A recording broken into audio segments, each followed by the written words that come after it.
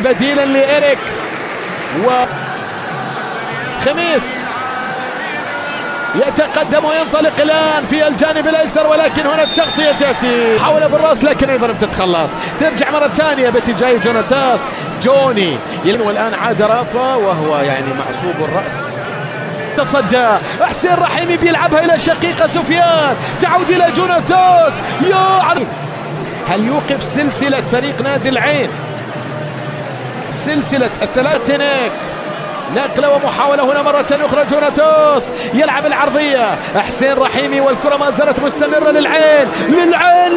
الله تتحول كرة لمصلحة ماتياس بالاسيوس، عادت إلى جوناتاس. حسين رحيمي عاد العين ويا لها من عودة، يا لها من عودة والسلسلة مستمرة. الكرة بتتحول. لا أنسى نقول بأن بنياس يلعب وهو منقوص العدد. الآن جوناتاس يمر وفيها انذار على خميس صالح.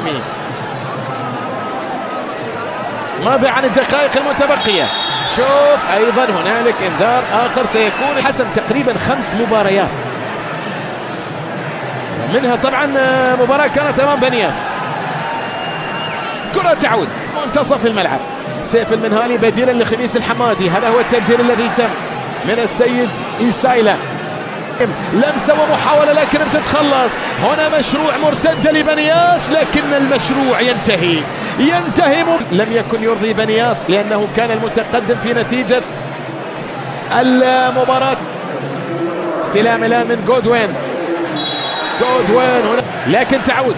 هذا حازم ينطلق، يمرر الآن جوناتاس الضرحاني. يحيى بن خالق بيحول الكرة إلى جوناتاس، يتقدم وينطلق الآن. جوني لمسة بالاسيوس. جوناتاس يطلب الكرة جوناتاس يمرر إلى حازة لمصلحة فريق نادي بنياس. مررها بخطيرة ليونيل فير. دقيقة في آخر دقيقة جوناتاس هنا ينطلق ويتقدم. حازم في الجهة اليمنى لكن جوناتاس يمرر في الزم والعرضية. حازم والعرضية الأرضية وصلت إلى جوني إلى كاكو خطيرة. الله